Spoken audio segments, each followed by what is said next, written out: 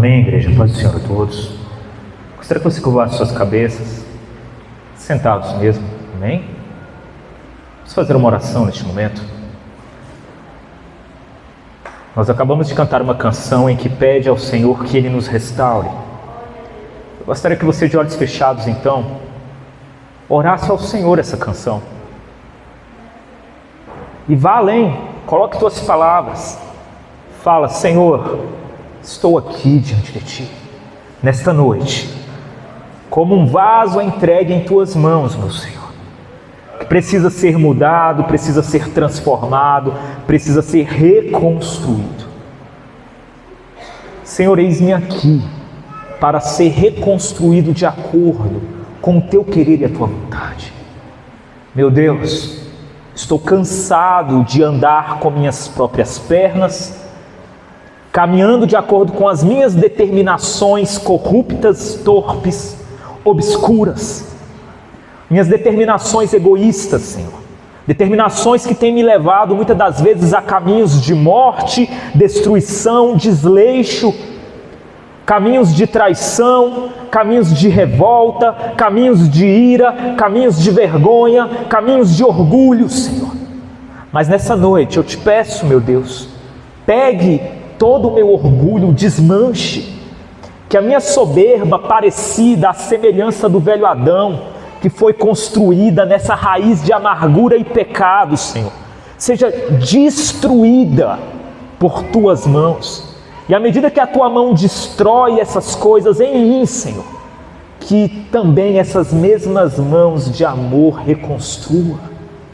Senhor, a graça que vem do segundo Adão, que és Tu, ó Senhor Jesus Cristo, que eu possa ser enxertado em Ti, para que de mim, Senhor, não venha a ser produzidos frutos de morte, frutos de maldição, como é, Senhor, o comum e o natural de todo ser humano caído, mas que de mim, Senhor, possa ser produzido fruto bom, fruto que Te agrade, fruto que alimente as nações, fruto, Senhor, que leve vida a todos os lugares. Meu Deus, restaura o meu coração nesta noite, transforma-me, Senhor, vem sobre mim, Jesus querido, e faz-me uma nova pessoa de acordo com o Teu querer. Senhor, que não seja mais uma das muitas orações que eu fiz, pelo contrário, que essa oração seja, Senhor, a continuidade da boa obra que o Senhor iniciou em minha vida, e sei que o Senhor irá cumprir. É o que eu Te peço, é o que nós Te pedimos como igreja em Tua presença, Senhor, e Te agradecemos, sabendo que o Senhor é fiel para completar essa boa obra em nós, em nome de Jesus. Amém. Amém, igreja? Amém? O Senhor é maravilhoso, né? Fique de pé nessa noite. Vamos ler o texto bíblico. Gostaria que você abrisse comigo a sua Bíblia. Lá na segunda epístola escrita à igreja de Corinto, a segunda epístola de Paulo, segundo aos Coríntios. Amém? No capítulo 5, desde já gostaria de agradecer a presença dos nossos visitantes, que o Senhor os abençoe, o Senhor derrame da sua graça sobre cada um de vocês, amém, abençoe a família de vocês, todas as outras pessoas que estiverem nos visitando, que o Senhor vos abençoe. Aqui é uma casa de comunhão, uma casa simples, mas que nós sabemos que é na simplicidade que a sinceridade do Senhor se manifesta, amém? Então sintam-se acolhidos em nome de Jesus, amém? Segundo aos Coríntios, capítulo 5. Segundo aos Coríntios, capítulo 5, amém? Todos acharam? Achei legal que o Diego, antes da ministração, ele falou, Jadson, qual é a tradução que vai ser lida, né? Legal isso. A gente vai ler na tradicional, na João Almeida, revista e atualizada, amém? Não? Tá em qual aí? Não tem importância, a gente acompanha aqui. Segundo aos Coríntios, capítulo 5, assim o texto diz, Paulo escrevendo, ele fala: porque sabemos que se a nossa casa terrestre deste tabernáculo se desfizer, Temos de Deus um edifício, uma casa, não feita por mãos humanas, eterna nos céus. E por isso também gememos, desejando ser revestidos da nossa habitação, que é do céu. Se todavia estando vestidos, não formos achados nus, porque também nós, os que estamos neste tabernáculo, gememos, carregados, não porque queremos ser despidos, mas revestidos, para que o mortal seja absorvido pela vida.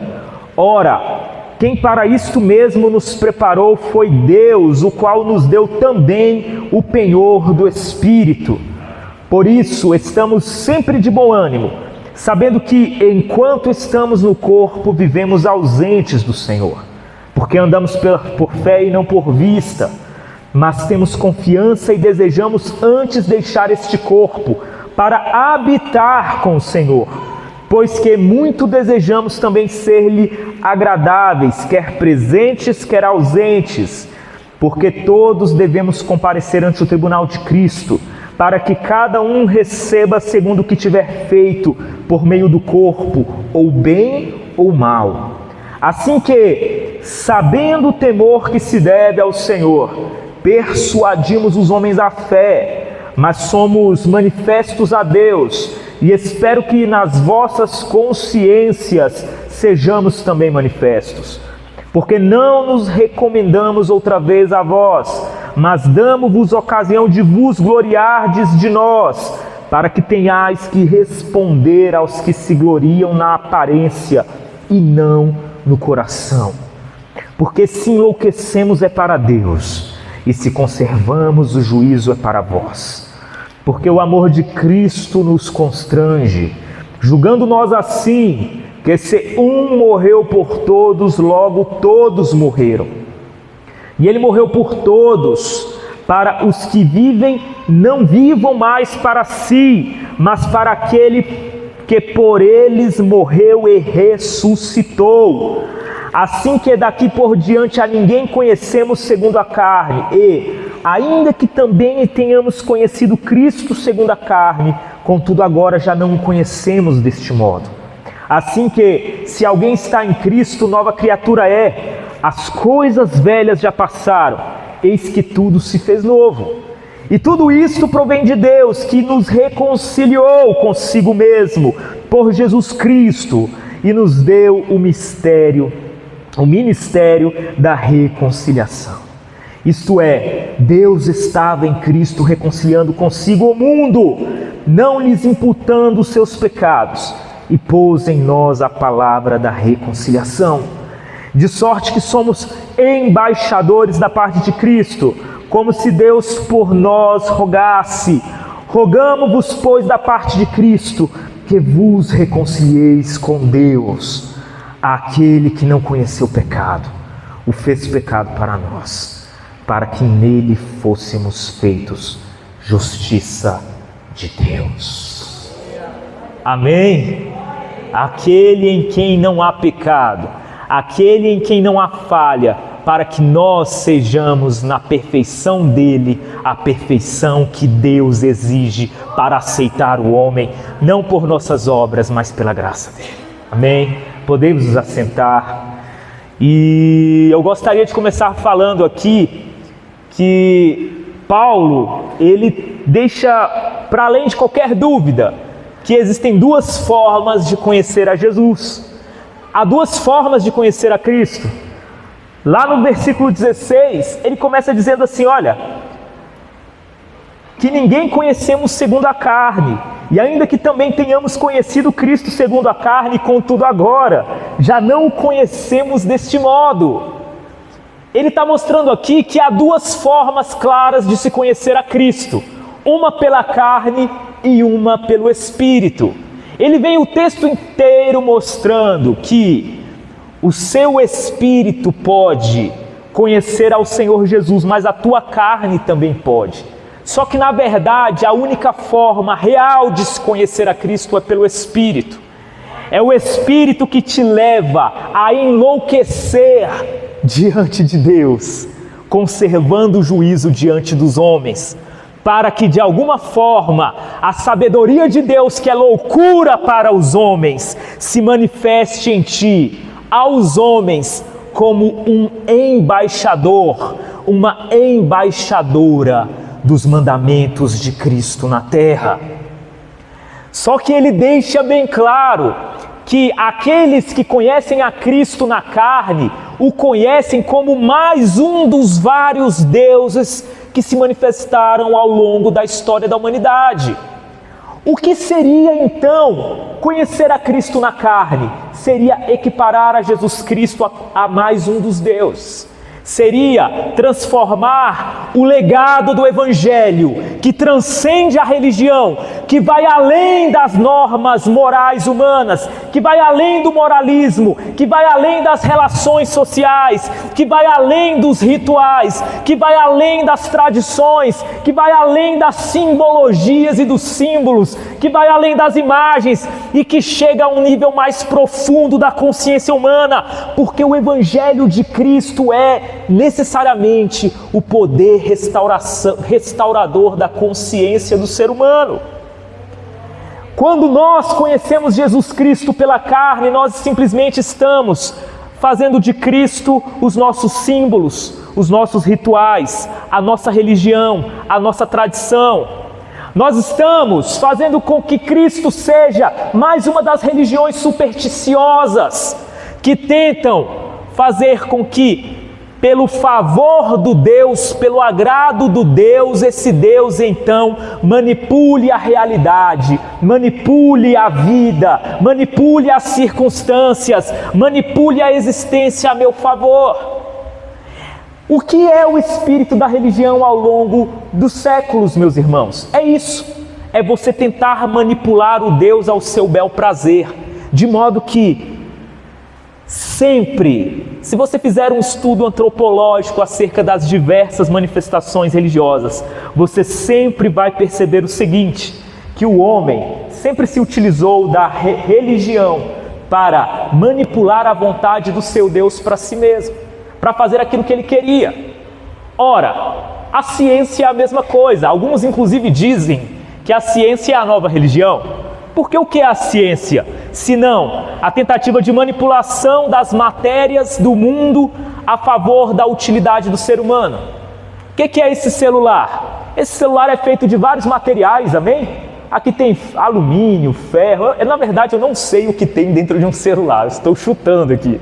Mas o fato é que há circuitos aqui criados em placas computacionais para que as informações sejam armazenadas e transmitidas por intermédio desse aparelho. É uma utilidade de comunicação, uma utilidade de notícia, uma utilidade de informação, não é verdade? Mas o que é isso senão o resultado de uma manipulação dos objetos, do ferro, do alumínio, do plástico, para que você pudesse chegar até a esse aparelho e através desse aparelho ele pudesse se transformar numa utilidade que satisfaça a minha necessidade. O objetivo da ciência é esse. E por que a ciência é a nova religião? Porque antigamente os homens tentavam fazer a mesma coisa, só que por intermédio da religião, por intermédio da superstição. E quando nós conhecemos a Cristo por intermédio da carne, nós estamos fazendo com que Cristo seja mais uma religião, ou seja, mais uma ciência nesse sentido de satisfazer as nossas vontades, desejos e necessidades, porque eu estou transformando Cristo em um Deus que serve a mim mesmo. E, no fundo disso tudo, meus irmãos, na verdade, o Deus é você mesmo, porque um Deus que existe para te servir, na verdade esse Deus é só um arquétipo do seu egoísmo para que você possa servir ao seu egoísmo fora de si mesmo. É como se você estivesse adorando a sua vontade, ao seu desejo, aos seus caprichos. É como se você estivesse adorando as suas vontades. Você está adorando a um Deus simplesmente para que Ele satisfaça o que você quer. Na verdade, você está adorando a si mesmo. Amém? Os irmãos estão entendendo o que está sendo dito? O Evangelho, o Cristo conhecido de acordo com o Evangelho, a primeira coisa que Ele faz é reduzir a pó a tua vontade. reduzir a pó. Sabe quando nós lemos que do pó nós viemos e ao pó voltaremos? Quando nós temos essa certeza, na verdade, quando nós estamos em Cristo Jesus, nós já fomos reduzidos a pó. Nós já retornamos ao pó. Toda a doutrina de Paulo em suas cartas se baseia nisso, em pegar o ser humano e reduzi-lo ao pó. E ele chama isso de quê? Da morte, do semear a morte para a colheita da vida, do morrer para Cristo, para que o Cristo renasça em mim. Na verdade, me faça renascer nele. Essa é a palavra melhor colocada para que não haja uma interpretação equivocada. É o Cristo que me faz renascer, ser reconstruído nele. É o Cristo que faz com que as velhas coisas sejam reduzidas a pó, para que então você possa viver as novas coisas nele. E note que não há um caminho intermediário nisto. Quando você lê Paulo escrevendo aos Romanos no capítulo 6, ele falando acerca da servidão, acerca da adequação nossa à servidão do Senhor. E ele deixa bem claro que não existe um meio termo para que as coisas novas sejam feitas na tua vida. Meu irmão, as coisas velhas precisam passar. As coisas velhas precisam ser destruídas. E as coisas velhas vêm, no nosso caso, principalmente da igreja brasileira, que conhece o nome de Cristo, sabe quem é Cristo, mas continua servindo a Cristo na carne, do jeito velho, do jeito antigo. Na verdade, servindo ao nome Cristo, mas continua servindo ao Cristo do seu próprio eu, a si mesmo. Ele só está mudando o nome do seu ventre para Jesus Cristo. Amém? Ele só está mudando o nome da sua soberba, da sua arrogância, da sua impetulância, das suas vaidades, das suas invejas, do seu ódio assassino, do seu ódio mortal, da sua contenda. Ele está chamando isso de Jesus. Paulo, ele faz então uma reflexão. Olha, não dá para conhecer Jesus pela carne. Se você continuar servindo a esse Cristo, nessa esfera moral, nessa esfera tradicional, nessa esfera de adoração, de relação de barganha, eu faço isso aqui para que então Cristo me absolva, eu cumpro, eu pago essa penitência para que Cristo me absolva. Ou então, eu faço esse esforço hermético, esse esforço de sacrifício, eu deixo de fazer algo, ou começo a fazer algo para que Cristo me abençoe. Essa consciência é reduzir a Cristo a um outro Deus, porque você está fazendo algo para Ele, para que Ele faça algo por ti, quando na verdade no Evangelho você entende que nada você pode fazer por Cristo, e tudo que você recebe dele é dom gratuito, e aquilo que ele gera em você por intermédio da manifestação do dom gratuito dele sobre a sua vida, é para que dessa gratuidade que me alcançou, eu possa então também dar de modo gratuito aquilo que eu alcancei sem merecer. Meus irmãos, essa virada de chave faz toda a diferença na tua vida. Essa virada de mentalidade é o que torna as tuas relações, a tua vivência saudável, poderosa. É o que te faz, nos dizeres de Paulo aqui do texto que nós acabamos de ler, 2 aos Coríntios, capítulo 5, lá no versículo 20, ele deixa bem claro, olha, de sorte que ele fez toda essa narrativa, olha, nós conhecemos a Cristo pelo Espírito. Muitas das vezes, o conhecer a Cristo pelo Espírito é se tornar louco diante dos homens, mas nós conservamos a loucura diante de Deus, porque sabemos que é essa loucura que toca a sabedoria de Deus, mas canalizamos tudo isso na nossa servidão aos outros, para que então nós possamos ser, no versículo 20, embaixadores da parte de Cristo. Meu irmão, o que é um embaixador? O que um embaixador faz? Ora, o embaixador, ele é o anunciante de determinado estado num país estrangeiro. O embaixador não pertence àquela nação a qual ele serve, na qual ele está servindo. Ele pertence à nação a qual ele serve, mas na que ele está, ele não pertence. O embaixador dos Estados Unidos aqui no Brasil, ele não pertence ao Brasil. Pelo contrário, ele é um anunciante dos desejos e vontades dos Estados Unidos no Brasil. Da mesma forma, o embaixador do Brasil lá nos Estados Unidos, ele não pertence ao povo americano.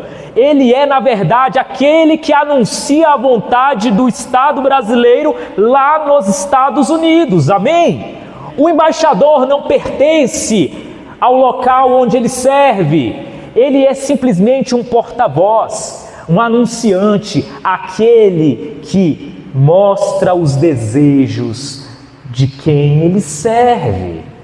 Ora, como embaixadores de Cristo, nós precisamos conhecer em terras estrangeiras, que é a que nós estamos, porque caminhamos como estrangeiros, caminhamos como forasteiros, caminhamos saudosos da nossa morada celestial, caminhamos saudosos da eternidade que pulsa em nossos corações. Somos como alienígenas em terras desconhecidas, mas caminhamos assim, conservando em nós o conhecimento real daquele que nos mandou, daquele que nos comissionou, daquele que nos enviou em grande poder, autoridade, humildade, servidão, amor, justiça, em temperança, longanimidade, em manifestação do bom fruto do Espírito Santo de Deus. Amém? Como forasteiros, é assim nossa estadia. Como forasteiros, é assim que vivemos. Como forasteiros, é assim que conduzimos as coisas.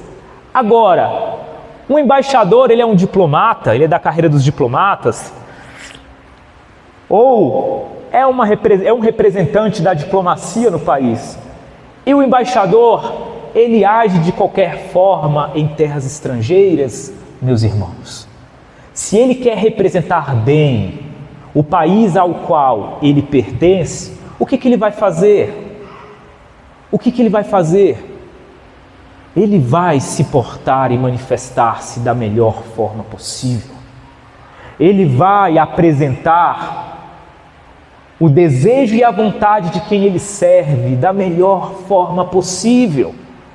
De modo que, se nós somos diplomatas, embaixadores do Senhor Jesus em terras estrangeiras, é a nossa obrigação saber que quando nós falamos, quando nós nos relacionamos, quando nós nos portamos, quando nós nos dirigimos, nós não estamos representando os nossos interesses, nós não estamos representando o nosso nome, nós não estamos representando aquilo que nós achamos que deve ser, nós estamos em nome de alguém muito maior do que nós mesmos. E toda a nossa procedência errada macula não o nosso nome, mas o nome daquele que nos enviou. Todo o nosso jeito errado de ser macula o nome daquele que nos enviou. Ora, é inevitável que haja escândalo entre vós. Não foi assim que Jesus disse? Mas ele completa: mas ai daqueles por quem vierem os escândalos. Seria melhor que ele amarrasse uma corda em si mesmo, com a outra ponta amarrada numa pedra, e jogasse essa pedra no fundo das águas, do que ficar escandalizando e sendo motivo de tropeço para qualquer um dos pequeninos. A responsabilidade do embaixador é diretamente proporcional à glória que é ser representante da vontade do Senhor em terras estrangeiras. E eu noto que a igreja tem perdido o temor em relação a essa responsabilidade. E a igreja também, quando não perde o temor, ela assume essa responsabilidade como que conhecendo Jesus na carne, pensando que ser embaixador de Cristo é seguir uma norma moral, é ser um moralista, reprovador das condutas que geram escândalo para ela.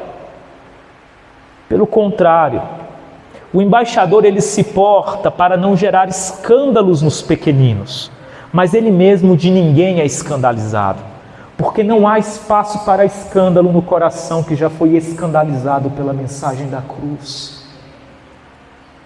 O escândalo, eu já disse isso aqui outras vezes. O que o escândalo produz? Por que nós temos muitas pessoas que estão fora da igreja? Porque nós temos muitas pessoas hoje que criticam, inclusive, como o Jean falava aqui mais cedo, o comportamento da igreja, porque elas foram escandalizadas. O escândalo é típico daquelas pessoas, é típico do comportamento do ser humano, que ele tinha referências que não eram sólidas, referências como pessoas, como religiões, como líderes. E quando essas referências, elas mostram aquilo que aquela pessoa não esperava, quando essas referências decepcionam as pessoas se escandalizam.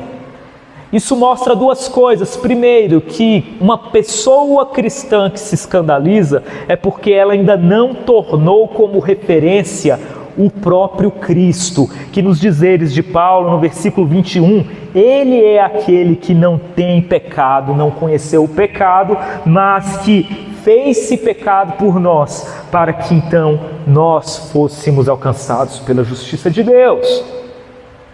Só que o cristão que ainda não fez de Cristo a sua referência, pelo contrário, pela fraqueza de sua fé, ele precisa de pessoas, líderes, objetos, símbolos, pedras de toque para manifestar a sua fé.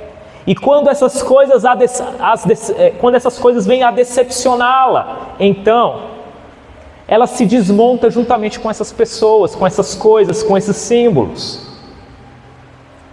É por isso que não haveria como Jesus estabelecer a sua igreja sobre Pedro, como alguns dizem. Porque a igreja ela foi estabelecida para prevalecer contra os portões do inferno. E para que ela possa prevalecer contra os portões do inferno, ela tem que estar estabelecida sobre uma rocha inabalável. E qualquer ser humano, por mais que tenha sido chamado pela graça misericordiosa de Deus, ele tenha essa rocha como fundamento, mas ele mesmo não pode ser fundamento de algo que ele não tem capacidade para carregar. O edifício que é construído, ele é um edifício muito pesado. É por isso que ele não pode ser construído sobre homens, não pode ser construído sobre referências humanas. Ele precisa ser construído sobre a rocha que é o Senhor Jesus. Entretanto, o escândalo gera descrédito, gera impaciência, gera decepção, gera apostasia. Agora, como eu disse, aqueles que já foram escandalizados pela mensagem da cruz e que conhecem Jesus em espírito, que conhecem a loucura do Evangelho, que compreenderam e tornaram pulsante em seus corações a vontade eterna do Deus eterno manifesta no mundo imperfeito. Ele sabe muito bem entender que a imperfeição do mundo não tem poder para tocar na perfeição do seu Deus, e que as tribulações passageiras e as contradições, as contrariedades momentâneas não se comparam com a glória que haverá de ser revelada.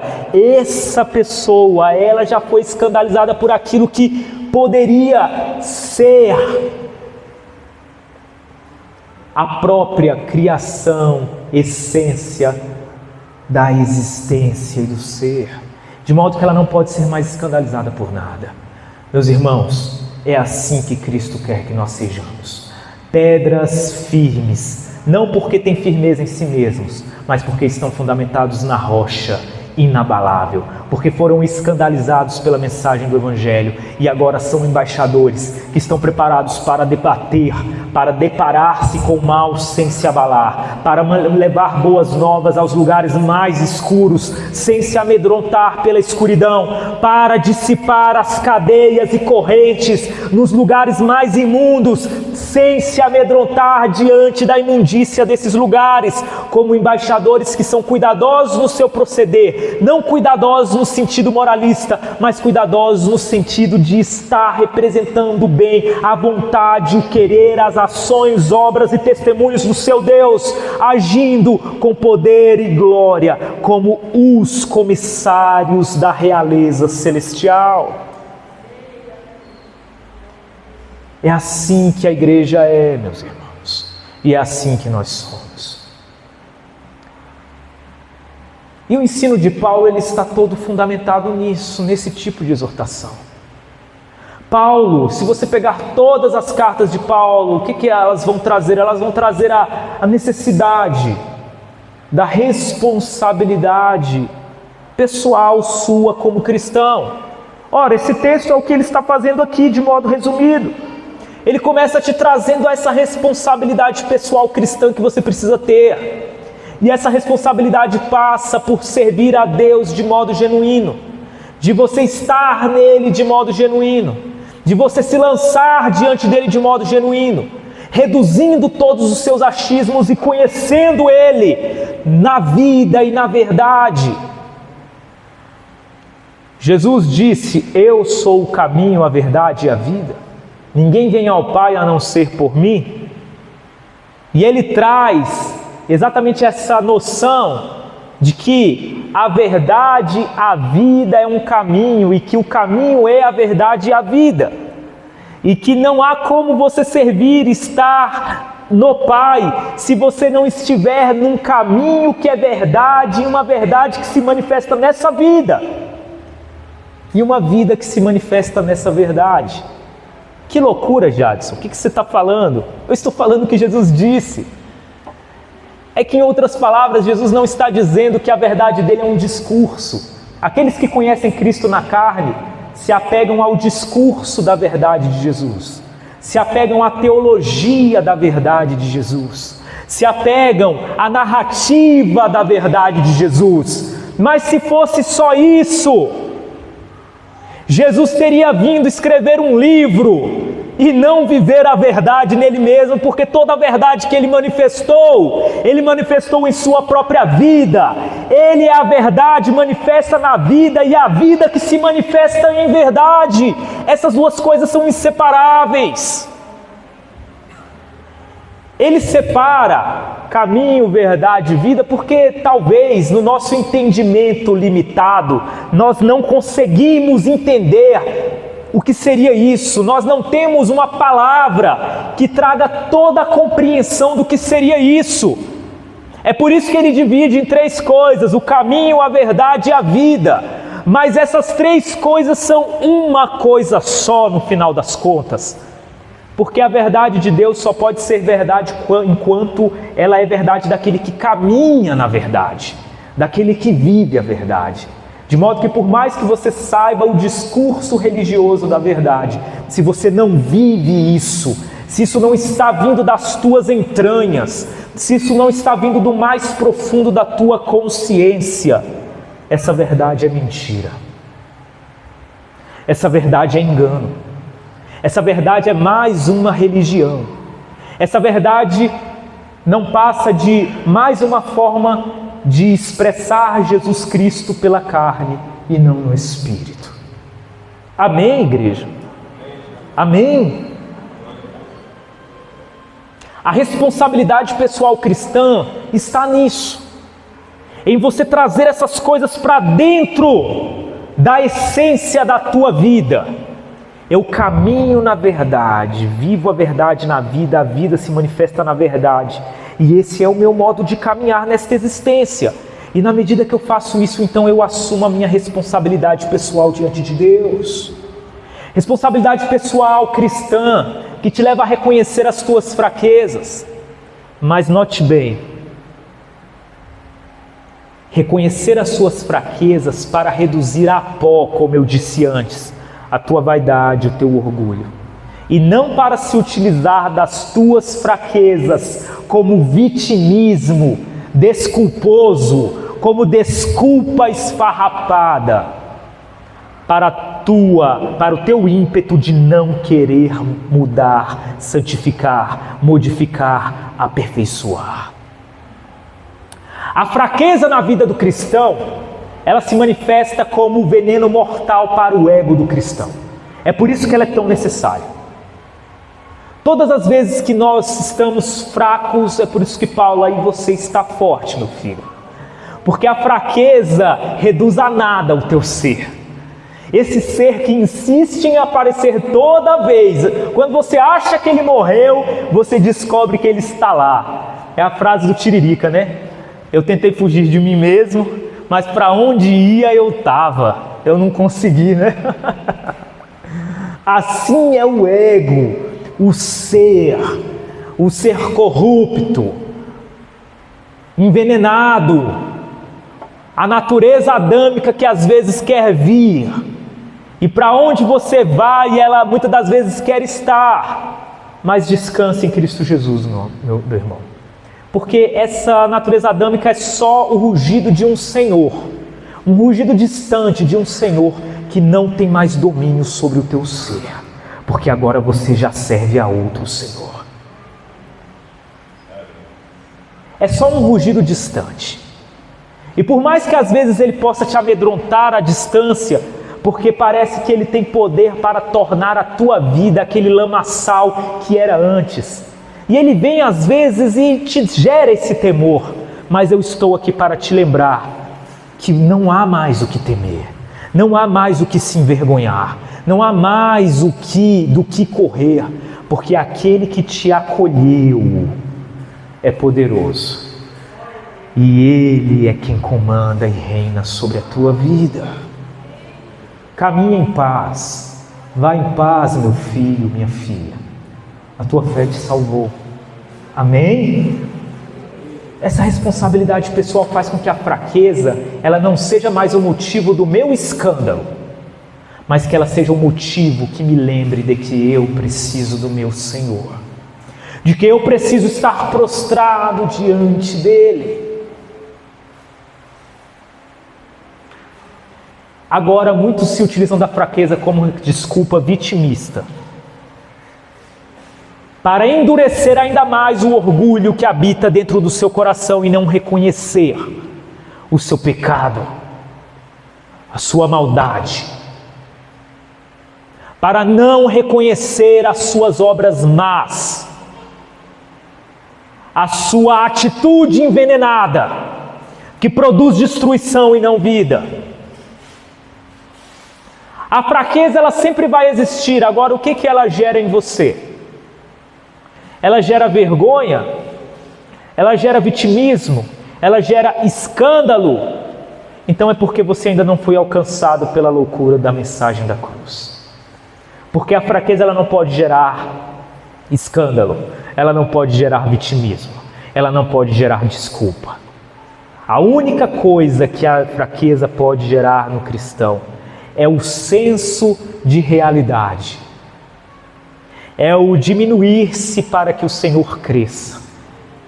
É quando a principal arma de Satanás é retirada das mãos dele e é utilizada como alavanca para a vida espiritual do próprio cristão. É quando o veneno envenenado e utilizado por Satanás na sua vida é retirado das mãos dele e agora se transforma em antídoto. Isso é a graça que superabunda no erro. Amém? Amém, igreja? E dessa responsabilidade pessoal cristã, nós precisamos evoluir para a responsabilidade da comunidade cristã. E o que seria isso? É a segunda parte da mensagem de Paulo, que aqui ele está trazendo.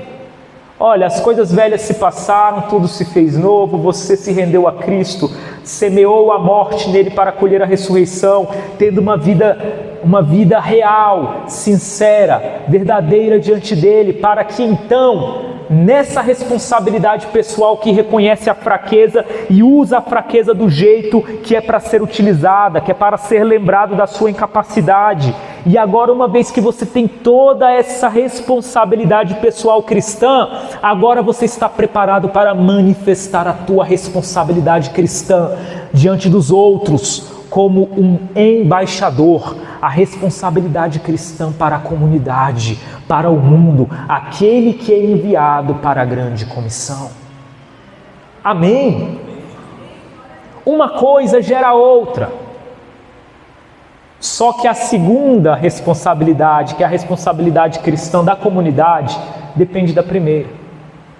De modo que eu vejo muitos cristãos hoje, principalmente com as redes sociais, falando de um monte de coisas no sentido de querer exercer o ministério ou a responsabilidade cristã diante da comunidade, o evangelismo, a vivência, o id, que tem que ser levado, que tem que ser vivido, que tem que ser realizado e feito.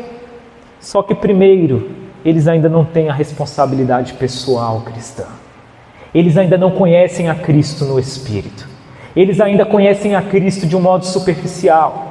E por conhecerem a Cristo de um modo superficial, o único Cristo que eles podem levar na sua responsabilidade cristã, diante das pessoas, diante da comunidade, é um Cristo falso. É um Cristo escandaloso no sentido ruim. É um Cristo que afasta e que não traz. É um Cristo que divide e não agrega. É um Cristo que produz e que representa tudo o que há de mais mesquinho na natureza da própria pessoa que está levando aquela mensagem. Meus irmãos,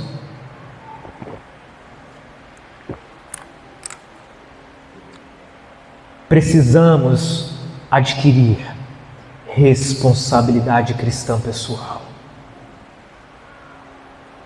E uma vez que adquirirmos isso, essa autonomia de servir ao Senhor, não mais dependendo de referências, mas estando fundamentados na rocha eterna,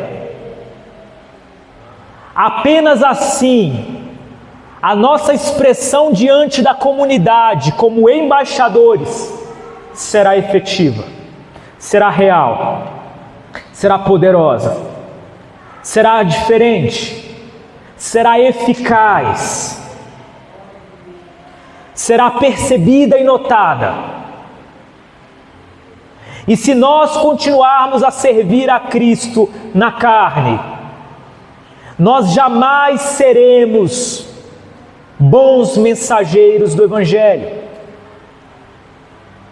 De modo também que, meu irmão, não há como você dizer que serve a Deus bem e possui responsabilidade pessoal diante de Cristo, se o teu coração não é movido pelo interesse e pelo impulso genuíno de querer manifestar essa responsabilidade para a comunidade. Uma coisa é interdependente da outra. Amém? Amém, igreja? Eu vejo um mundo escandalizado diante da igreja. Eu vejo uma igreja escandalizada diante da igreja. Mas eu também sei que nos momentos mais delicados, geralmente são os momentos em que Cristo se manifesta com poder para levantar homens e mulheres que se colocam à disposição para responder à altura do desafio que tem surgido aí fora. Eu sei que nós vivemos num mundo escandalizado pelas más obras dos que se dizem cristãos. Mas eu sei também que há espaço para uma igreja que responde a isso. Com muita sinceridade, com muito temor, com unção redobrada, com caráter redobrado diante de Deus, com testemunho redobrado, para curar os aflitos e oprimidos de coração, para romper as barreiras que foram construídas pelos preconceitos escandalizados. Eu sei que é nos momentos de maior escuridão que o farol da luz mais brilha de modo reluzente. De modo que, quanto mais escura é a noite, mais a luz que permanece firme como farol, ela brilha. Ela se torna evidente. Ela se torna mais reluzente ainda. A escuridão, meus irmãos, só tem poder para aqueles que estão na escuridão. E ela só aumenta para aqueles que estão na escuridão. Entretanto, para aquele que permanece como luz, quanto mais escuridão, melhor é, porque mais essa luz irá resplandecer, mais essa luz irá se manifestar. E se nós fomos chamados para sermos como cidades sobre os montes, para sermos como lâmpadas postas sobre as mesas, então não há melhor momento para aqueles que são embaixadores de Jesus Cristo. Meu irmão, eu te convido a não olhar e não andar por vista, como nós acabamos de ler aqui.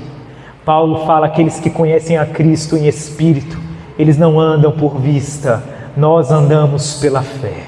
Eu te convido a você deixar de lado as tuas referências passageiras, deixar de lado o teu escândalo pessoal, deixar de lado esse desânimo e essa apostasia que reinou no teu coração pelas decepções de outros momentos. E eu te convido a você se erguer como edifício edificado sobre uma rocha inabalável, como luz que não tem de si mesmo a luz, mas que recebe dele, como um espelho que reflete a luz da glória de Deus.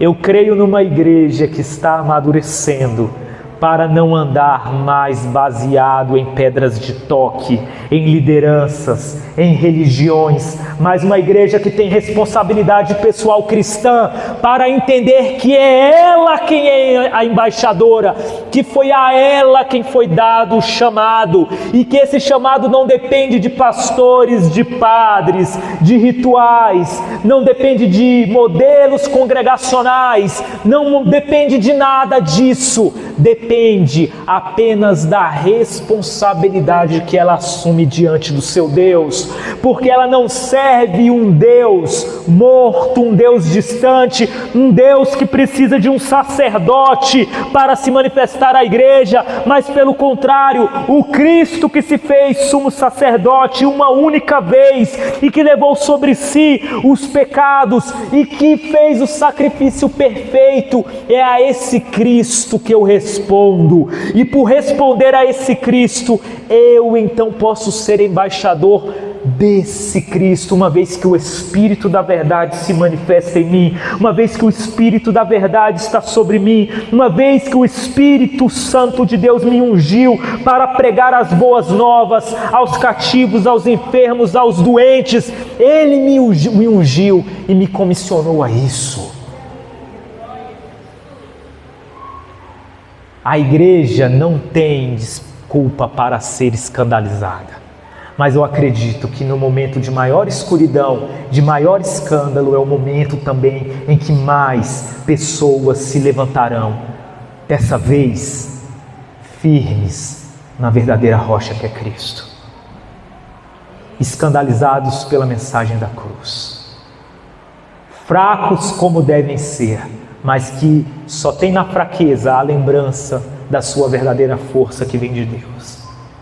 Destemidos, pessoas que sabem que precisam servir ao seu Senhor, independentemente das circunstâncias e em todo lugar. Amém, igreja? Amém?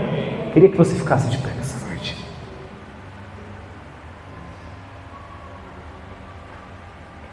Gostaria que você fechasse os seus olhos.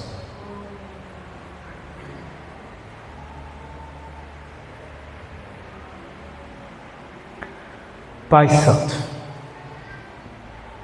quero apresentar esta igreja diante de Ti, Senhor. Senhor, esta igreja fraca, que tem na sua fraqueza o sinal da sua força, Senhor, da tua força. Meu Deus, eu te peço que nós venhamos a assumir essa responsabilidade diante de Ti. Que de fato nós venhamos a andar por fé e não por aquilo que vemos, Senhor. Que nós não venhamos a ser como gados que olham para o lado, ficam procurando o modo como os outros se comportam para que eu venha a me comportar também. Senhor, não me interessa a multidão, não me interessa como a multidão caminha ou anda, Senhor. O que nos interessa é o modo como o Senhor quer que nós venhamos a andar. Senhor, andar por vista é não andar por vista, mas andar por fé, Senhor. É não andar de acordo com a opinião dos outros, de acordo com o rumo para onde o vento dos costumes sopra. É não andar, Senhor, de acordo com o bando e a manada. Meu Deus, eu não preciso que as pessoas estejam motivadas para que Tu sejas o motivo que me leve a caminhar.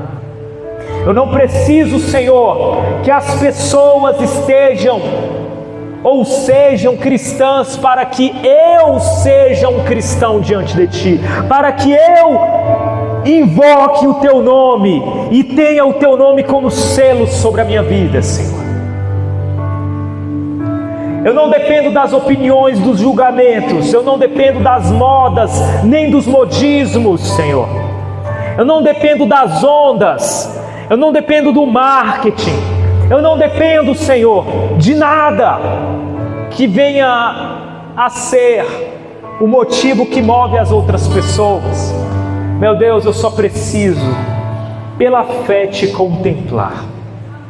E uma vez Te contemplando, Senhor, permitir que a Tua luz brilhe, resplandeça neste espelho imperfeito, que outrora estava estilhaçado e quebrado, mas que as Tuas mãos de amor reconstruiu. Um espelho que outrora estava quebrado pelas mazelas desta vida e pelo pecado, totalmente estilhaçado, Senhor, que só conseguia refletir a imagem trincada de um eu totalmente desconstruído. Isso era o tempo em que eu andava nos meus caminhos, Senhor, mas a Tua mão me alcançou, e ao me alcançar, o Senhor retirou todos os trincados desse espelho e refez ele, e o fez com um único objetivo: resplandecer a Tua imagem, Senhor Jesus. Ah, Senhor, o Teu amor me escandalizou e me salvou. E agora, Senhor, eu só peço que, assim como eu, todos aqueles que passaram por este mesmo processo maravilhoso,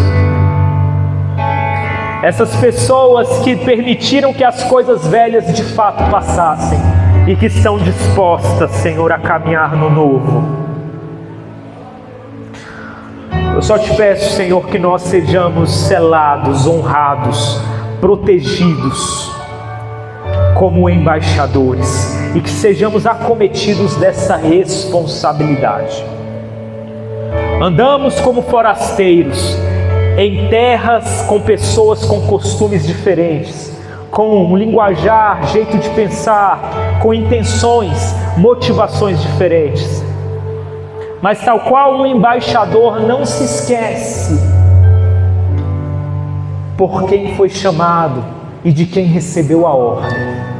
Senhor, que assim nós sejamos, que nós não nos esqueçamos quem nos chamou, quem nos salvou, por que nos salvou e para que nos salvou. Andamos no meio de multidões distantes de Ti, Multidões que te conhecem, Senhor, pelo nome, te conhecem na carne. Muitas delas até se dizem cristãs, mas não são, te conhecem na carne. Senhor, eu não te conheço na carne, nós temos te conhecido por andarmos contigo. Mas que nós não sejamos influenciados, pelo contrário, que no meio deles nós continuemos a bradar o estandarte, a bandeira do reino dos céus. E se a noite é escura, Senhor, se grandes são os escândalos, maior ainda é a firmeza da minha vida que está fundamentada em Ti. E se o mundo não tem uma referência, Senhor, usa-me em Tuas mãos para ser essa referência.